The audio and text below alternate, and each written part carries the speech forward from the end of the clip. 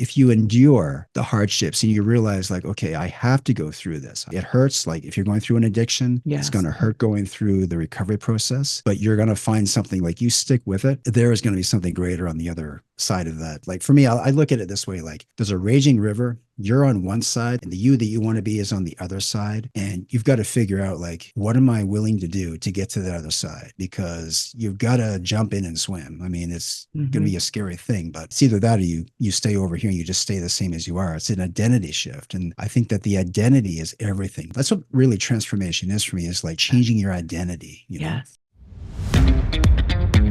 Hey, guys, it is Alison. I am the host of your show, Alison Answers Mission Awake.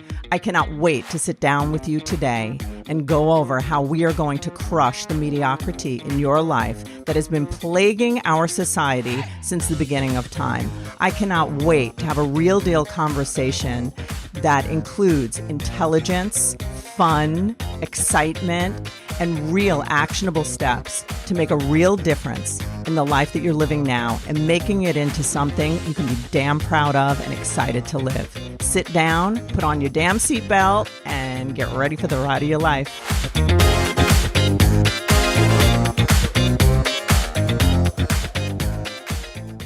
Hey, guys, how are you today? I have a cool guest on today. His name is Scott Allan, and how he describes himself is he's like, "Hi, I'm Scott. I help people create the life they want to own." And this man has so many different wonderful avenues of success that it will take me a few minutes to explain who he is. But one of the things we're going to highlight today is that he's a best-selling author, and he's written so many different self-helping books that I will try to do justice in explanation. I'm going to read his bio. With his books published in 16 languages and over 500,000 copies sold worldwide, I believe there's more than that now, Scott Allan is on a mission to transform human potential. Scott is a best-selling author of self-help books such as Fail Big, Relaunch Your Life, and Do the Hard Things First. As a former corporate business trainer and transformational success strategist in Japan, he has invested over 10,000 hours in self-development to practice and research the areas of confidence development and mindset mastery training, with an unrelenting passion for teaching, building critical life skills, and inspiring people for personal growth around the world to take charge of their lives. He is committed to a path of constant and never-ending self-improvement. I would like to just throw out to you a bunch of his books, because there's tons of them. And a bunch of them start with empower your. So empower your fear, empower your thoughts, empower your success, empower your deep focus, empower your confidence, empower your gratitude, your best habits, your mornings, your self-care, your momentum, your self-esteem, empower your wealth. And what he has done is he has just taken such a deep dive in helping all of us to stop procrastination, to find, I believe, our greatness through the muddle. And it seems through what I see of his work is that he's giving a lot of strategic, like actionable steps that we can utilize to change our lives. Just some of the things that I've seen that he's done, there's so much, I didn't even have time to look through all of it, but the things that he has done, I think will really benefit us today. I'm here to learn. I'm here with you as a student to learn as much as I can. And no matter how far along the pike we go and we grow and we succeed, I mean, people would say that I have a degree of success. However, daily I have struggles, and I have to build muscles regularly, and I get a daily reprieve based on my being in fit spiritual condition. So I'm really into hearing him talk about procrastination. I'm going to pick his brains about this today. So let's do this together, guys. I'm really looking forward to meeting him. Hey, guys, how are you today? It is Alison from Alison Answers and Lager Counseling Services. As I mentioned in the bio, I have a what would we call this? We would call this man a very successful. I was giving him a lot of accolades in regard to all of the books he's written and all of the wealth of information that he shares with us in order to help us to have a better life, create a better life that we can own. And I believe that's how he put it. But behind the scenes, prior to recording, we were discussing the interesting challenge of success, and that it's not usually what it looks like on the outside. So we tend to judge our insides by other people's outsides. And what we were kind of talking about is that we are, we get a daily reprieve based on being in fit spiritual condition. And basically, I asked Scott, about his history and how he developed into this very successful man that he is. And now I'm going to first welcome you, Scott, to Alison Answers. I'm very happy you're here. And I'm going to ask you to share the dark parts that taught you how to be in these light parts. Sure. Well, first of all, it's great to be here, and thanks for having me on the show. Yes, you have a podcast voice. Here, thanks for being here. Right? It's good. It's a good podcast voice. Yeah. So would you just share with us any of the things that built into you the way in which you've been able to be the man that you are and share what you share? Because I know wisdom was built in you. Yeah. So going back a few years. So, all right. So first of all, as you know, like I publish books that are self-help, personal development, and I'm really passionate about growth. But it wasn't something that I just decided one day to, I want to become a better human. So I'm going to read all these books and do all these things and, just see where that leads me. It actually started way back when, yeah, probably when I was back in my early 20s and I really started to party really hard. And that just led into more stuff, like mostly drinking. And I really, really loved drinking and partying back in the day. And, it's one of those things where it was fun for a long time. And then when it wasn't fun anymore and I tried to stop it, I couldn't. And this just put me onto a path of self-sabotage and self-destruction. So I had this pattern where I would build something up, maybe a relationship or a job, and then I would tear it down again, build it up and tear it down again. And this just went on for a long time, but it wasn't just the external things that I was doing this to. It was the internal as well. I would build myself up and then tear all that down as well. So a lot of this, after going through this for a number of years, when you realize you want to stop something and you can't, obviously you have a problem with that. And I got to the point where I ended up in the hospital a few times. And one time the doctor said, okay, you've been here a couple of times before, but this time he goes, like I almost blew up my pancreas, so to speak. And I was only like 23 years old.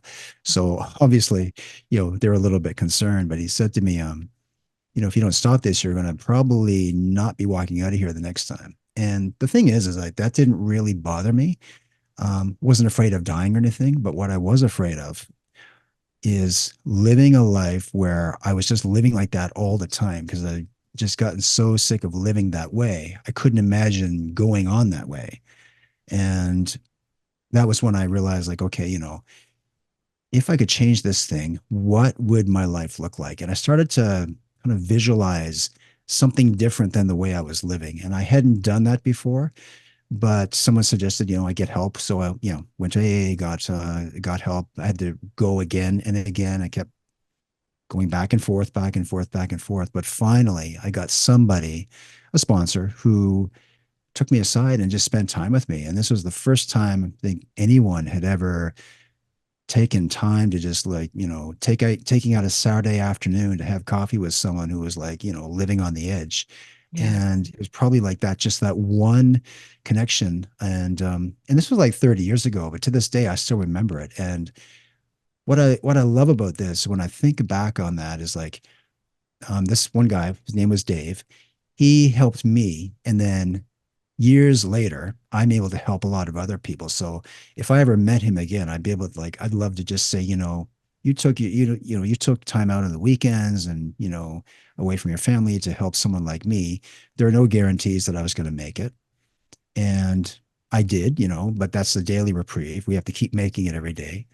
But it's just one of those things where looking back is like, I wish I could go back and meet those people again. And I had more than one, more than one mentor and coach and sponsors, but people, like all these people, they were there on the journey. Now, whether or not that was just by luck or they were placed there or we were brought together by divine intervention, I'm really grateful for that, because without that, I learned something. Like I tried to get better by myself for a long time. Didn't work out very well. I thought I had all the answers, and apparently I didn't.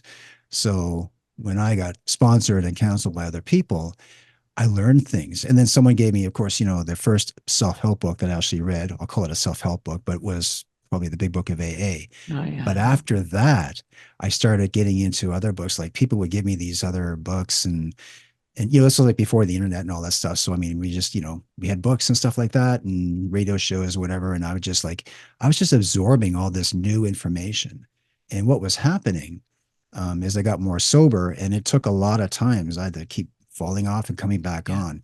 But the thing is, you got to keep coming back, right?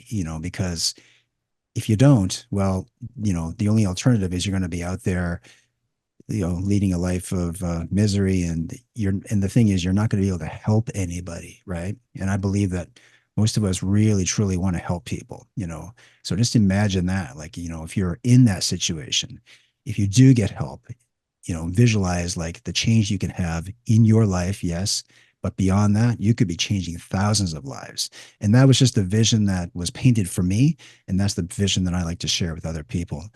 But yeah, when I started on this, the self growth journey, I had no idea where it was going to lead. But every time I would read a new book or learn something new, or just a quote, even from whether it was from Tony Robbins or from Tom Bilyeu or one of my mentors, it was like that would just change my mindset a little bit more every time. It would change my thinking, my ideas.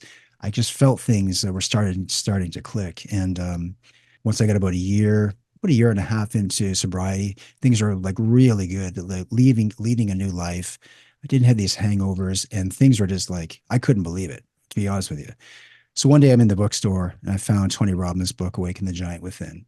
And something, I say I found it, but to be honest with you, I walked to the self-help section. It's just sitting right there. And it's like, there was like a lot of other books, and that's the only one I saw. And I Yeah. just picked it up, went home, read it within a few days. Maybe it's a big book. I've still got the copy, Yeah. right? In the book, he said, like write down your goals and create a vision for yourself and create a vision board. I wrote down my goals. There were a lot of them, but there were three goals that really stuck with me. One was I wanted to be an author. And that was something that's been with me since I was in elementary school. I've always loved books and everything. So that wasn't going to change. The second one was I wanted to travel the world and just see the things I've never seen before, which I don't know where that came from, but I just had this something just said, you've got to go. You've got to get out of here and just go see what's out there. And that excited me. And the third thing was actually to become a better human being. So I looked at these three things and I'm like, well, the first one, it's going to take some time. I'd have to write the book and do all this and that. The third thing is going to take a lifetime. But the second thing I realized I could probably do this within a year. I thought, and literally, I think I made my decision that day that a year from that day, I was going to be on an airplane. And when I made that decision, I never changed it. Right. I love Anyway, what that. happened is I took that advice and I created a vision board in my little apartment I had at that time. I had like, I go to the library, get books on how to speak Vietnamese and Thai. Because the other thing is, something told me you have to go to Asia. You have to go to Southeast Asia. And I'm like, and I don't know where these ideas were coming from. It Yeah. was just almost like something that was just built into me, giving me these answers. And it's like, you're going to go to Thailand. I'm like, okay. And so I would go to the library, get these books on, Southeast Asia, and I would copy the pictures and bring them home and cut them out and just put them up on my wall because that vision board, I needed to have a vision of a destiny that was just greater than anything. I just wanted to build something that I'd never had before or that nobody else had ever done before. Then I started talking about it and telling people about my plan. Of course, some people were like, oh, that's interesting. And other people were like, well, you got your job here and your family and stuff like that. And I was like, yeah, but I'm still going to do this thing. Here's the crazy thing that happened. Like when you make a definitive decision about something, something just happens in the universe. I can't explain it except that a few months later, my roommate brought home the newspaper, and I don't read the newspaper. I've never read it except to check out what was playing at the movies. In this particular day, about a few months into my plan, and I was like, still visualizing what it would be like traveling around the world and everything. And I had all these big ideas, and I didn't have any money, so I wasn't sure how I was going to do this thing, but it didn't matter. That was the thing, is like the Yeah. outcome, like how it was going to happen didn't matter. I was just going to do it. I opened up the newspaper that day. And again, just open it up randomly. And right there, just like Tony Robbins' book was on the bookshelf, in the middle of the page was this advertisement that said, "Teach English in Japan. Apply now." And I'm like, why not? I'm going that way anyway. So I spent like right away, like within 5 minutes, I was writing up a resume. Like something just said, you got to apply for this. I was writing up a resume, did a nice cover letter, sent that in, and they contacted me maybe 2 weeks later and said, we want to meet you. And I'm next thing I knew, I'm in a nice hotel in downtown Vancouver having dinner with this Japanese businessman who owns these English schools in Japan, and he brings over like 3 teachers every year from Vancouver. And I was living on on Vancouver Island at the time, and I'm from Halifax originally. But it turns out that after the interview, they called me up the next day, and I think they said, yeah, we've decided on our 3 teachers that we're bringing over, and you were number 4, but you're unfortunately you can't you didn't get the job. Basically, that's what they're saying. So I was like, that's all right. Okay, well, but didn't change my plans. I was still going, right? But they called me up a couple of days later and said the third guy dropped out, so you're in, and that was it. So I look at these things as like lottery tickets, right? I mean, like lottery winnings. Like I'm sure some people win the lottery, they win a lot of money. I look at these things as like I was winning the lottery every time. I won the lottery when I was able to stop drinking. I won the lottery when I met somebody who, was helping me on the journey. I kept winning these little lottery things all the time. And it was just like, I looked at them for a while. I would just look at them as like, wow, that was a coincidence. I was planning on doing this thing and suddenly this thing showed up and I took action on this thing and I got this thing and it just kept happening that way. Right. So people can interpret that however they like. All I can tell you is that there is some great force in the universe that has always been like, in my corner, doing its thing, spinning some magic. And whenever I needed help, it was there to help. And that doesn't mean everything was easy. There's a lot of obstacles along the way, a lot of hardships, but that's the process. That's the journey. I mean, without that, there wouldn't be, like that's actually the fun, even though when we're in it, it doesn't feel like it. But when you get through it, you're like, wow, like I got through that. And now I feel like I'm stronger, better. And now I'm ready for the next challenge, which is undoubtedly coming. So, yes. But yeah, I mean, yeah, I've been in Japan for about 25 years. It's been, one hell of a journey, loved it. And eventually started writing books, of course. And that was maybe a different part of our conversation. But just wanted to give people a little bit of the background. I mean, I may have left out a few details, but it certainly has been like part of the journey has just been going through a lot of those hardships, especially when you're in it and you feel like you're never going to see the end of the tunnel or you're never going to find your way out of it. But the thing is like, if you endure the hardships and you realize like, okay, I have to go through this. I have to go through this to, it hurts. Like if you're going through an addiction, it's going to hurt going through the recovery process, but you're going to find something like you stick with it. There is going to be something greater on the other side of that, like that river. When you like, for me, I look at it this way, like there's a raging river. You're on one side, like the you is over here and the you that you want to be is on the other side. And you've got to figure out like, what am I willing to do to get to the other side? Because you've got to jump in and swim. I mean, it's going to be a scary thing, but it's either that or you stay over here and you just stay the same as you are. It's an identity shift. And I think that the identity is everything. Like every time that's what really transformation is for me, is like changing your identity, know? So. I did not want to say one word when you were speaking because everything you were saying, there were so many golden, like magical things in there. And my only reason for even interjecting now is just to highlight some of them because they can't be lost because they're really fantastic. And like initially when you started to speak and you were saying about, going back and forth, in AA and, a lot of people will have like, a slip or a relapse and they'll be like, oh, shoot, and they'll just believe this is my lot forever. But we always share with people like, like healing isn't linear, and you can see like it's, and you were like practicing getting good at being sober, repeatedly and just getting up again and getting up again. I just really admire that. And the thing I just thought was cool, I talk about this with my own, I had an eating disorder. I was hospitalized for 28 days. It was in my 20s, but one of the things I remember is crossing the line and like, oh, I can't get back. And it's the same thing with alcohol. Same, it's because it's very similar kind of thing. It's like, oh my God, there's no way back. I jumped. How did I get over here? And it feels like there's no answer, no solution. So a big thing that we do here also is suicide prevention, because so I just want to say to anybody out there who feels like they can't get back, they can't get out of a relationship, they can't get out of a whatever it is, an addiction, that just listening to Scott, there is always hope. It's just incredible, incredible hope. And that's why I love that he's sharing this, because this is the truth about how somebody gets somewhere in life, is by just that definiteness of purpose that you have, Scott, that Mm. the decision is the power move, right? So Mm-hmm. I love it. So I want to just dive in, because I know that you are an expert in something that we all struggle with. And I believe that one of the ways we become an expert is because we have to practice getting out of out of it ourselves. So, I mean, I don't want to put that on you, but I'm just, you are like an expert at like procrastination and how to get out of it. Like Mm. that's what I said in your bio about that you have strategic things that you share with people, right? So I would love to hear, anything you have to say about fear and procrastination and self-sabotage. Well, the self-sabotage, yeah, that's kind of evident based on what I just discussed.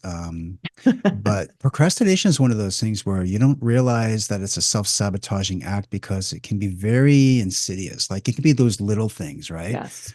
I'll give you an example, like maybe, you're not brushing your teeth every day or something like that. Or I don't know, like, it's like, oh, I'll do it later. But there are these other things where, so for me, really, like the procrastination was just, it's such a habit that I didn't realize that it was actually a habit. And I don't mean like, we all have good habits and bad habits, but this was more like a chronic procrastination where we all put things off. I mean, that's just the way it is. And that can actually be a strength as well. Like procrastination is not necessarily a bad thing. It's just that to what degree are you, using it for really? And to give you an example, all right, so let's see. Yeah, several years ago, probably going back 5 or 6 years ago, I had several credit cards at the same time, which is most people do. But I had one credit card that wasn't linked to my bank account. So they always, always paid my bills, always paid my cards and stuff like that. But this one card, I actually only used it the one time. And in order for me to pay the bill, I had to drive all the way across town to the bank, go through this paperwork to get it paid. And I thought that was just a big pain. So I wasn't going to, it's not that I wasn't going to do it. I just decided I'm going to do it tomorrow. And then I was going to do it next week and then next month. And they started sending me, I kept putting it off and putting it off. And they kept sending me reminders about this, right? Yeah. And I knew what the reminders were. They were in Japanese too, but I knew what they were. And I kept throwing them under under the table or, feeding them to my dog. And eventually, several months later, the final letter came through. And yeah, it was actually, I thought, okay, well, what are they going to do? Like cancel the card, no big deal. I'll just, that's fine, but I'll pay it eventually. Like there's always that tomorrow, right? Yeah. And that's the trap. And no, they just canceled my whole credit, basically, lost all my cards. And because I do all my business online, hiring people and paying for my book production stuff, whatever, everything is online. So without a credit card, yeah, you're kind of screwed. So Yeah. when that happened, I was like, okay, wow, like that's, this could have been prevented. That's the thing, right? Now, this is a little bit minor compared to some of the other stories other people have told me about things they put off before. Like, if you're really sick and you should Yeah. go to the hospital and get checked out because you could have something serious with you, that's probably something you want to take seriously, but that's just like that. Those things are, the things that we have to really watch out for. Now, you'd think that after that, I would have learned a lesson, which I did. I paid attention to it because it really hurt. And it was also, it just wasn't me. It wasn't in my character to do that. Mm. And so when that happened, I thought, I'm going to change this thing. Like when I decided that, I started to open up a lot more to watching, like looking at my behavior from day to day. So there are certain triggers that went with this. And a lot of these triggers is related to the language that we tell ourselves. So, for example, I'll do it later, I'll do it tomorrow. And I knew, like, as soon as I say that, like, I know right away that what I'm doing is actually setting myself up for failure, because what I really mean is I don't want to do this thing now. I'm telling you I'm going to do it tomorrow, but what that really means is I don't plan on doing it at all until you Yeah. ask me again next time. And that was just and my partner Yes. catches me on this all the time. She's Yeah. like, you just said you're going to do that next week, and it actually has to be done by tomorrow. So then I would be, okay, well, I'll do it tonight. She's like, why don't we do it now? I was like, Yes. well, and I didn't have an excuse. It's like, yeah, well, we could actually do it right now. So the thing is, when you actually get to work on the thing that you've been putting off for Yeah. days and weeks and months and years, I have things that I'd put off for years. You realize that you can actually get it done in, well, maybe it might take you a day or 2 days, or it might take you an hour, it might take you 10 minutes. But Yes. whatever this thing is that you've been putting off, um, it's actually, this is where it's actually a confidence killer, right? But you Yes. also, a lot of people tie their identity to procrastination. So here's the thing is, like, we call ourselves procrastinators, and we say it, like, I still catch myself saying it sometimes, like, I'm a procrastinator, but Mm. actually I have my behavior is to procrastinate, but that's Hmm. only if I give myself permission to do it. Yeah. But it's important that we break that, labeling ourselves as a procrastinator, because when you do, you're actually, you'll start feeding into that behavior. Well, I put this thing off because I'm a procrastinator, or I'm a, whatever it is that, whatever label you're putting on yourself, that's what you will become, and you will act that way. So that was the other thing, is like I would make a list of these things that I was saying to myself, like, whenever I say, like, I'm a procrastinator, it's like, no, I'm actually not a procrastinator, I'm an action taker. But occasionally I'll fall into the trap of Yeah. using procrastination as an excuse, and I'll actually walk myself through that process again and again and again. I have a question for you about it, because what I have found in my own self is that when I procrastinate, what I've tied it to, like, it's almost like this unconscious belief system that I'm working on changing. So the belief would be like the belief in shame, the Mm, belief in that, I'm in trouble, that, things are chaotic because, like, I grew up in a chaotic home and my mother was not organized. So it's almost like returning to this old, very decrepit story that mhm, just keeps mhm, like popping up.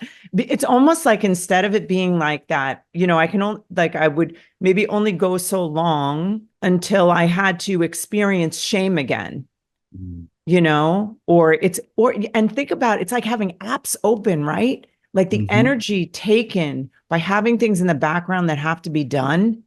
It's just, I always like, then I'm even realizing it as I'm saying, it's almost like that belief that you're just never where you belong. Like there's always like urgency, even if you're doing good things. So I would love to hear what you have to say about that, because I feel like that kind of, it's almost like me being more addicted to shame. I'm not like other people. I'm not as organized or whatever, like my mother. Well, that's interesting, because a lot of people think I'm organized, and I'm actually I don't like to say I'm disorganized, because, but the truth is actually I'm very disorganized. I do have ADHD as well. That doesn't help. Yeah. And I do allow that to, sometimes I'll use that as an excuse, but I have like 150 tabs open on my computer on any given day. And I know Yes. that, like you said, like that uses up energy, right? And when Yes. you're procrastinating, like that's the same thing. And the disorganization and the clutter. So I'll use in a, like, one of my rooms, for example, is just always in a mess, and I can never get it the way I want it to be. It's like, this is supposed to be my productivity room where I create my social media videos and things Yeah. like that. And it's just in total chaos. And every time I walk into it, I'm like, someday, and there it starts again, I'm going to clean Yes. this room up and get it to where I want. And I've had it in like that way for like a year and a half, and I haven't done anything with it yet.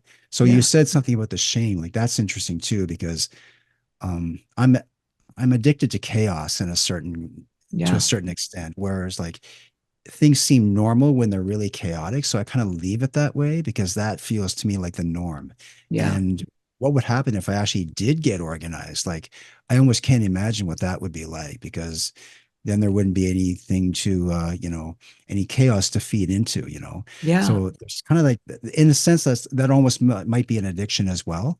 But Yeah. it's also the one thing that I would like to correct. I'd like Yeah. to get much better at organizing. And so what I did with just going back, like when it comes to the procrastination, what really helped me with this is I made a list of everything that I was procrastinating on, or just things that were in my way that I didn't like anymore. So I'll give you an example, like a really messy bookshelf or things all over the room. I would just look at everything and go, okay, these are things that I've been wanting to clean up. And I just make a list of all the things that I wanted to change, things that I was putting off, unfinished, forms that I hadn't filled out, or just like whatever it was, right? It would just go on my list. And then what I would do is I just pick one thing on the list. It didn't have to be the hardest thing on the list. Yeah. But what you have to do is you have to start getting those small wins. So I just look at those things, like pick one thing that might take 5 minutes. The next day I'll do something that was a little bit harder, a little bit harder. And eventually, like, start working up towards some of those things that I was really afraid of doing. And the fear is just a lot of times just because my fear revolved around things that I didn't know how to do, Yeah. right? So if I didn't know how to do something, I always put those things off, right? Yeah. And then someone said to me the other day, just one of my business partners said, well, why do you have to be the one to do it? You just, you hire people all the time. Why not just hire someone to do that thing? And that just made sense to me. It's like, yeah, that's actually makes sense. Like, you don't have to be the one to do the hard thing. You could outsource it or to get someone else to do it if it's really that difficult. Because really, the goal is just to get it done. It doesn't Yeah. matter how it gets done. You can just pay someone to get it done. So there's always that option too. So I looked at that list and I was like, okay, well, what are the things I can do? And what are the things I can, ask other people to do or hire other people to do? And it turns out that most of those things I could delegate to other people. So yeah, and that just really freed up a lot of space. Now, I still am rather disorganized, but compared to the way it used to be, I would say like probably improved by 50%.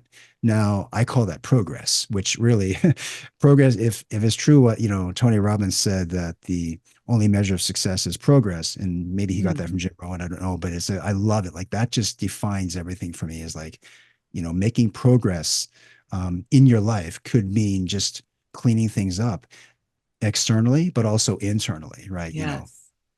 Yes. So yeah, so there's a lot there to unpack probably, but I won't get into the whole, like ADHD thing and stuff like that. I mean, that's just one thing that, a lot of people, we all have to just deal with these things, whether you have, an addiction, an affliction, ADHD. It's like, whatever it may be, you can get through it. You can conquer this thing.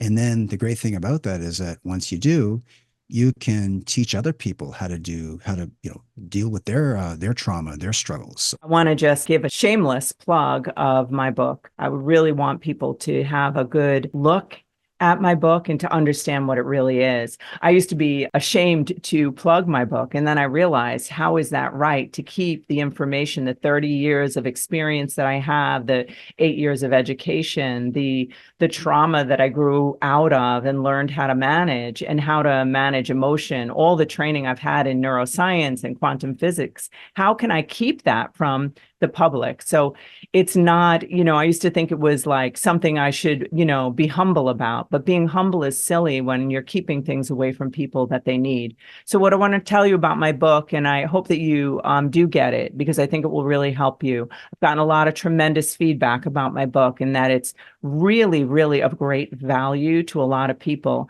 And what it is, it's an interactive read, and there's inside of it, there's journal entries. So as I'm teaching and going through the book and teaching you how to create the life you want by understanding how you're wired, how your thoughts, feelings, how your words, how thoughts are things, and the neuroscience behind it, and how we are programmed from the time we're 0 to 7 years old to live a life of mediocrity, or a life of poor design, because of meaning that we attached to events when we were children that just became our programming. What I want to tell you is that there is a way out, and it's a simple way. It's very simple. I believe in the simplicity and the grace in healing, and that it doesn't have to be a big work. So I would love it if you'd get my book. It's a best-selling book on Amazon, and it's my first. And I encourage you to get it. It's called The Wake Up Call, an interactive read for building the life you want. I don't think you'll be disappointed. Thanks so much for being on the show, and let's get back to it. It's so good. And, I love this conversation, and I love your humility, and your authenticity, because this is really, I think, what helps people. What I'm curious about with the procrastination part, what about how do you think it's fear? Because I know it's fear for me. Mm-hmm, mm-hmm. Yeah, it's the fear of doing the things that we think we're going to fail at, right? So for me, Yes. I'll procrastinate on doing things that, again, if I don't know how to do something, I don't want to try it because I think, first of all, I'm going to not be able to do it. So it could be creating a website, could be one of those things where I procrastinated on that for years. And when I finally got around to doing it, yes, I hired someone to help. And then I learned a little bit about how to do it as well. But I put it off for years and years because it just felt like such an overwhelming task that it had to be done. And it did have to be done. It was important to have that thing, but it could have been done a lot sooner if I'd just been very clear on, okay, step number one, do this, step number two. We just have all these things in our heads, like all these things that are swimming around. And sure, there's a lot of things we all have to get done. But for me, I found I got really good clarity on just writing things down. So if I have a project, for example, I'll put project, give it a name, write down all the little tasks that go with it. And like I said, just try to do one of those things a day or one or two a day. But the fear was something that would always show up because I felt like, well, first of all, depending on what it is, sometimes I felt like, if I got successful at something, there's this little thing in me where it goes, well, did I really deserve this success? Do I deserve to be happy? Do I something would actually be feeding me these negative emotions of you're actually supposed to be over here. You're the self-sabotage guy kind of trying to mess things up because that's the way you'd always did things in the past. And that actually felt kind of normal. Like it feels a little bit normal to go back to that way of life because it's comfortable. I'm used to it. I know what to expect.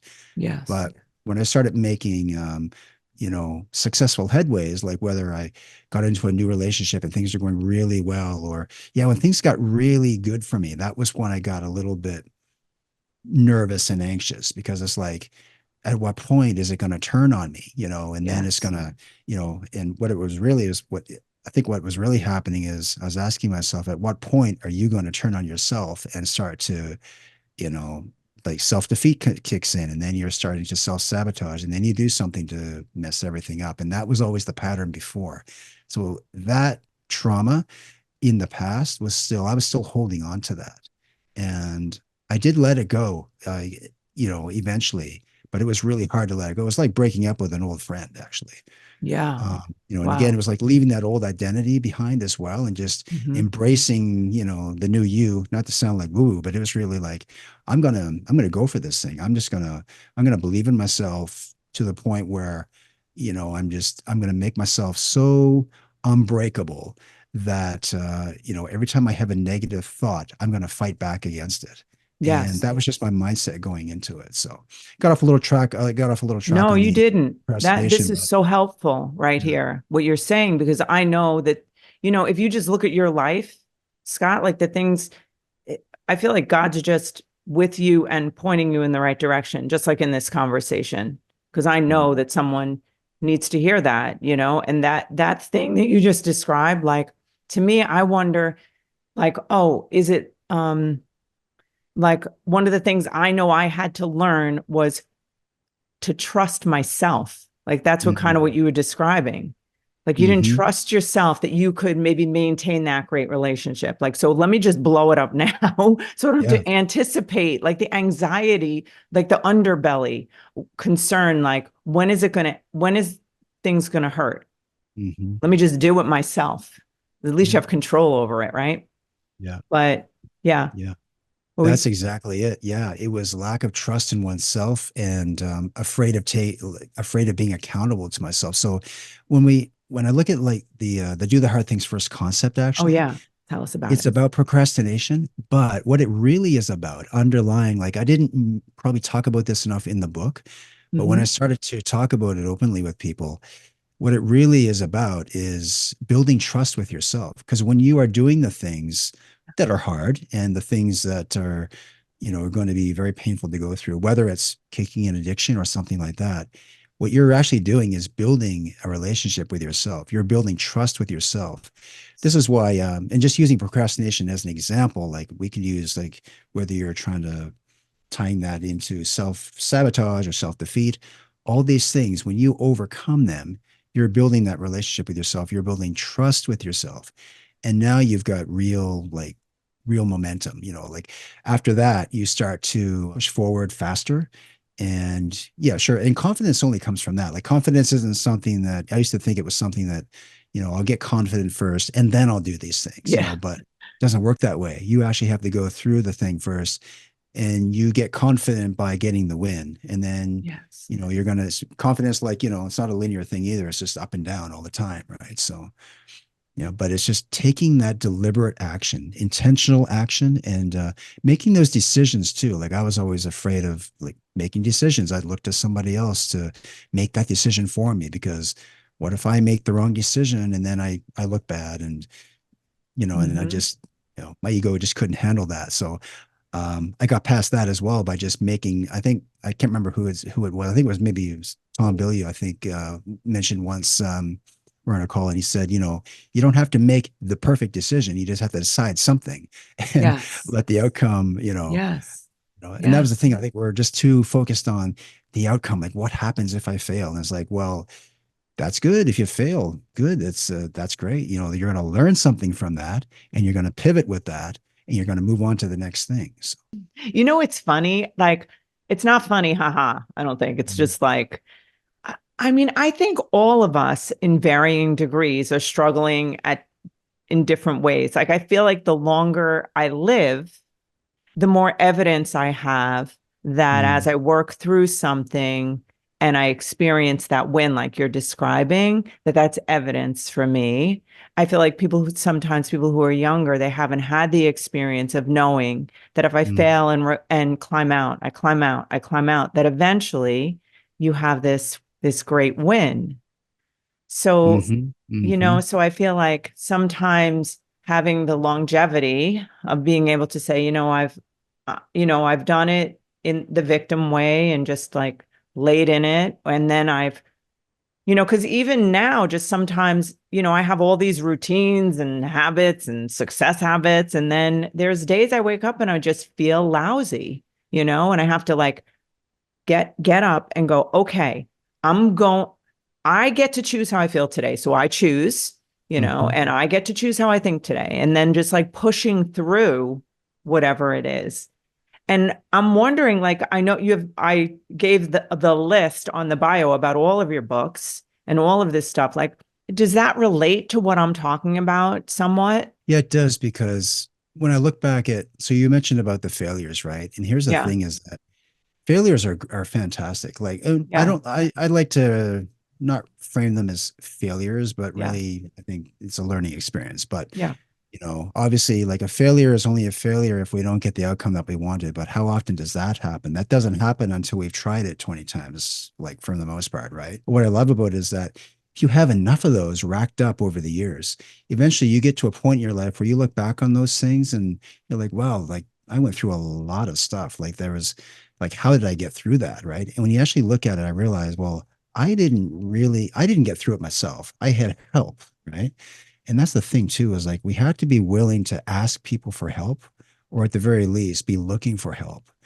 Because whenever I needed help with something, if I tried to do it myself, I just ended up in a bigger mess or stuck, really is what Yeah. happens to a lot of people. So, and there's a lot of people out there that are alone and they feel like they don't have anybody. And that's a really painful place to be. But I do believe that if you can step outside your door and just take that next step to whatever it is, like, if you're going through a hard time whether it's an addiction, a divorce, whatever it is, remember that there's thousands of people out there that are going through the same thing or have been through it. So there's always people you can share the pain with as well. We don't have to be alone, but that's a hard thing to swallow when you are alone and you're looking for, a way to, get out of the pain.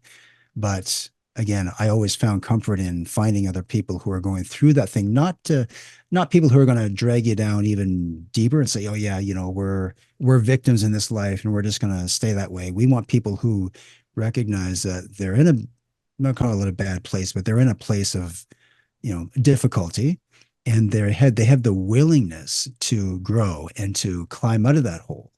Right. And there's going to be a lot of holes. I mean, that's just the way life is. There'll always be another one. The next one might be even deeper. It might be the deepest one you've ever been in. But when you look back in all, at all those other holes that you've crawled out of before, you realize, well, if I got out of those ones, how hard can this one be? Like you realize like this is just another one. Because yes, life in itself is not a linear process. Yeah. We're all going to eventually disappear anyway. But Hmm. while we're here and while we have this life, like I just want to make the best of it. I want to live a great life, but I also want to teach other people that it is possible. I mean, like I don't like back in when I was back in school, I mean, I could barely make it through every year. Like I just struggled with the science and the math and pretty much everything really. Um, with I just it's not that I hated school. I felt like I wasn't very good at it. And I realized now that actually wasn't true. But at the time, it's what I believed, like I didn't have a lot of support around that maybe. And I was one of those kids that always needed extra help after class. And I could tell the teachers didn't want to spend their lunchtime with me every day to, help this kid out. But that's what I needed. And I did ask for it. I did ask for that special help because something in me just, you know, was really struggling, but wanted to push forward. Right. So try to recognize that, like, for anyone who's listening, like, there's something in you that is speaking to you. And if you can just try to find some quiet time every day for 10 or Mhm. 15 minutes, Yes. you're going to start to open up. Like, that was one of the hardest things for me to do, really, is like to open up in front of a crowd of people and talk about my feelings. Wow. When I first started doing that, like in recovery, and then like I was shaking. Like I Yeah. thought I had to tell everybody how great things were, and I was like on Yeah. top of the mountain. And I don't think at the time I thought they believed it, but I realize now they probably maybe I was the only one who believed it. But I just always wanted to be, genuine, sincere, and lead with integrity. And I think, like, if that means, yeah, making mistakes along the way, but sharing those mistakes with people, telling people, yeah, I really did have a lot of failures, and that's okay, like, and you're going to be okay too. Like, that's just the message that I want to put forward. And the thing about, and when you're describing being in a room and sharing like that, like, don't you feel like by doing that repeatedly, it's built something in you that you can speak publicly, that you can like, Mhm. because I Mhm. was like scared to death. Like I was like, I will die before I speak. Like, but that now I just feel like I can talk to anyone just from those repeated exposures, right? Exactly. Yeah. It's the exposure to the discomfort that actually Yes. makes you stronger, right? That's what I love about Yes. it. So yeah, like, to give an example, you probably experienced the same thing when you were, interviewing lots of people, right? When I Yeah. first started doing interviews, I remember like my first 5 or 10 were like, I couldn't sleep some nights just worrying about, what if they ask me the wrong question? What if they ask me something about something that's in my book and I don't know the answer? And just all these things would go through my mind. And I would get myself so pumped up that by the time I got onto the interview or on stage, I almost couldn't speak, And I remember one of the podcasts, I was so scared. He would ask me a question, and we weren't on video, we're just on audio, but there would be like this minute of silence because I was just like sitting there on the other end trying to think of the answer. But that's the thing, is like, that's the process. That's the journey. That was what I had to go through to get better at it. But you're right. Like, the more I did it, exposure therapy, like, the more you do it, Yes. the more confident you get. And sure, there will be other challenging times where, might be on stage in front of 50,000 people, which I think is awesome. But I'd be like, there would be going to be some fear there, of course, right? Yes. Hey, you do that like 5, 10, 20 times and you're good to go, right? Until the next challenge. So Yeah. I'm going to end with this because I want to be respectful of your time, but I saw like a review, like a mhm, girl was talking about your book and she was like mhm. doing these points that you said about procrastination. I was like writing it down. I was like, this is so good. Like what she's saying that you said. What would you say like the main points for overcoming that procrastination? I saw something about wins, like, I just, Yeah. yeah. Yeah. Well, I think one of the things like I may have mentioned before, but it's just getting really clear on what it is that you're procrastinating, not so much the why. I think people focus too much on like, why am I putting this off? Why? The why doesn't really matter. The fact Okay. is like you are putting it off. Yeah. So I'll give you an example. Like, okay, I'll go back to about 5 years ago when I left my corporate job, because when you're in a business, they do all your taxes for you. So I literally just had to fill out a form. It took me 5 minutes and it's done. But when Wow. I decided to become, a full-time author and entrepreneur, you have to do your own taxes, right? So I put that off for a long time, like I literally until the end. And I walked into the accountant office for the first time in my life. I ever had to ask someone to do my taxes for me. Like well, actually, I had to put them all together. That was the hardest thing, is like walking in with this just big box of receipts. And the Yes. thing is like, he said to me, why did you wait so long to, like, these aren't even in order. Like, I can't even do anything with these. He goes, and he actually gave me a system to work with, right? So what he did is he said, you have to do this, this, and this. And he had everything laid out in point form. And I thought, wow, this is great. So I did it the next year. It was a little bit better, still not great, a little more organized. And every year it just got better and better. This year was the best yet. But it Yeah. was only because I had more help with it, right? So the thing is, just getting back to your question, is that it's not so much like I know why I was procrastinating, because I was terrified. I mean, that was Yes. obvious, but I was lacking the system to actually identify what it is I had to do to take action. Because that's all it comes down to, is like, you don't have to know everything that goes into the process of like the project or whatever it is you're putting off. You just have to identify what is the first step you can take to get things moving forward. Because here's the thing: we always fail because we don't start something in most cases, right? And Yes. I work with like a lot of authors and people who, writing books and stuff like that. And probably the one thing that holds most people back is they never actually start writing the book. So, they put that Yeah. off.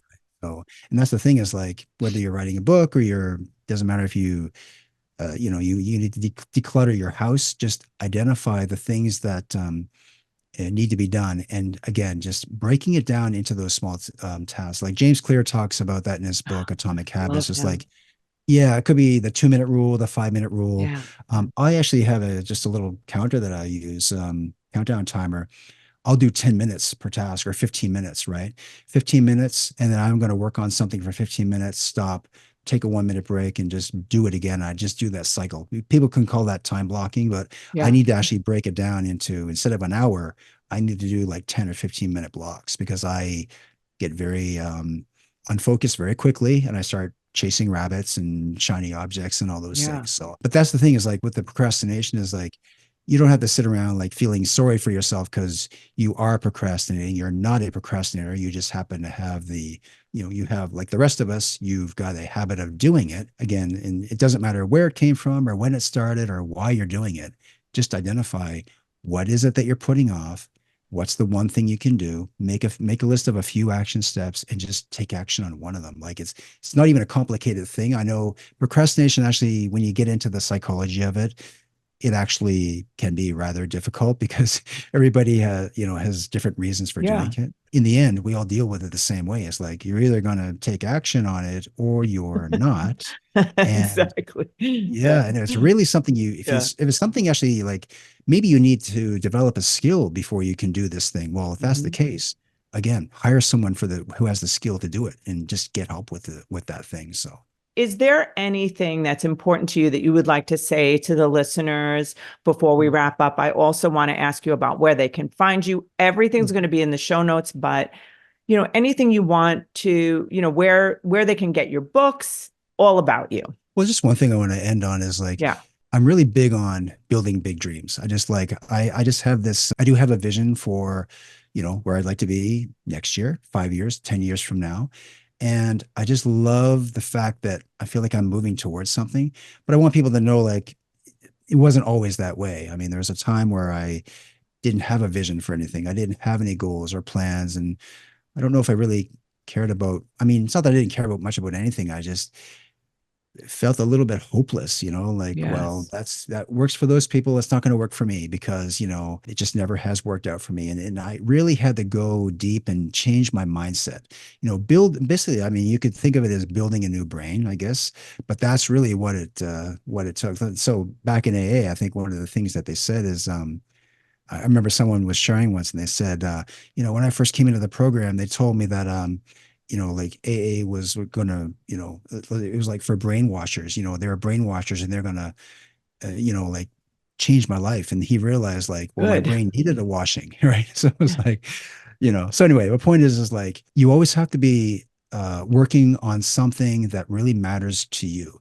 Because if you work on something that matters to you and you make it so like if it's become such a definitive goal where you go from like, for me, I went from like being really passionate to being obsessed by it. Now, I'm not saying you have to reach a level of obsession, but I love the fact that once I get onto the, I don't know, I'll call it like, it's kind of like the lucky bus where like, the lucky bus comes around all the time, but you've got to have that lucky ticket. You've got to have a ticket for the bus to get on.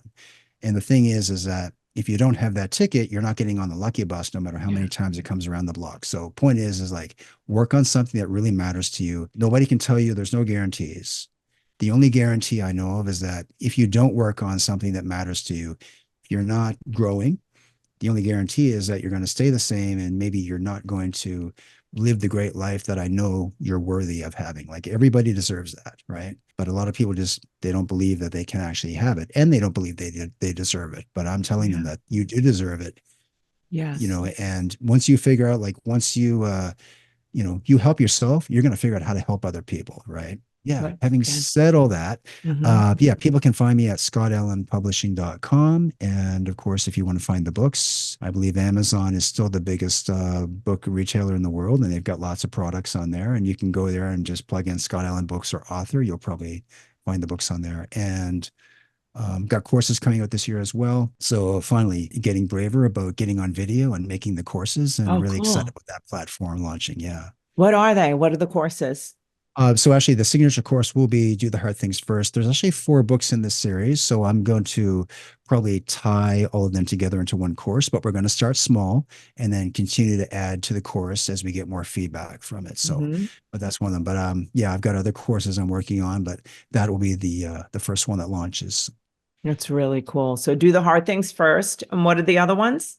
Relaunch Your Life is the other one. So that's on how to destroy your negative behavior and reclaim your personal power. And the other one is on Fail Big, which is one of the other bigs, one of the other books. But it's not on how to avoid failure, but on how to embrace it. Yes, that's so cool.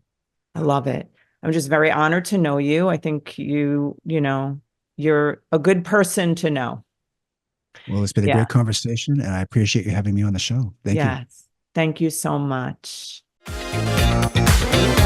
Guys, thank you so much for listening to the show. I just want to say to you that we are all together a part of the Mission Awake, a mission that's going to stop the mediocrity that's plaguing all of us. So if you got something here today, I ask that you would be a part of this mission and you'd share it with whoever you can. Take a screenshot of the show and share it on your Instagram. If you are looking for me, you can find me on social media platform Instagram, Alison Answers, or Lager Counseling Services. And give us a review and subscribe if you could to YouTube, Alison Answers. That's where you're going to get a lot of content. I drop stuff every day, goofy stuff, all different kinds of stuff. 5-minute videos that just get you moving in your day. Have a great week. See you next time.